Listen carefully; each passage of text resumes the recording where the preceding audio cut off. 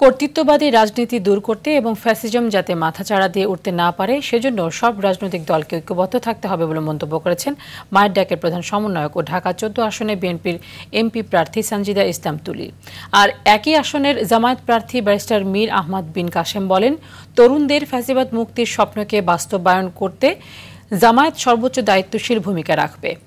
রোববার রাজধানীর বিএফডিসিতে debate for democracy আয়োজিত টেকসই গণতন্ত্রের জন্য ফ্যাসিবাদ বিরোধী রাজনৈতিক দলগুলোর ঐক্যমত নিয়ে ছায়া সংসদে এসব কথা বলেন তারা। সংগঠনটির প্রেসিডেন্ট হাসান আহমেদ চৌধুরী কিরণ বলেন, প্রধান উপদেষ্টার ভাষণে নির্বাচন নিয়ে অনিশ্চয়তা কেটে গেছে, এবারের নির্বাচন হবে বাঘে বাঘে লড়াই। ফলে জামায়াত বিএনপির মতো মত ভেদে সংঘাতের শঙ্কা নেই।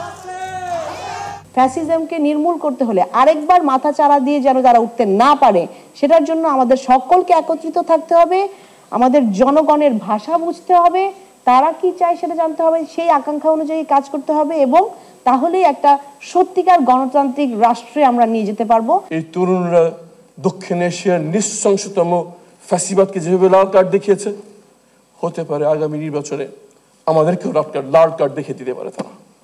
আমাদের সময় আসছে আত্মসমালোচনা করার, সময় আসছে নিজেকে জিজ্ঞেস করার আমরা কি সঠিক পথে আছি কিনা। এবারে জাতীয় নির্বাচনে কোনোভাবে বাঘে সিংহে লড়াই হবে না, বিনা ভোটের কোনো নির্বাচন এবার হবে না, এবারে দিনের ভোট রাতে হবে না, এবারে আমি আর দাবির নির্বাচন কোনোভাবে হবার কোনো সুযোগ নেই।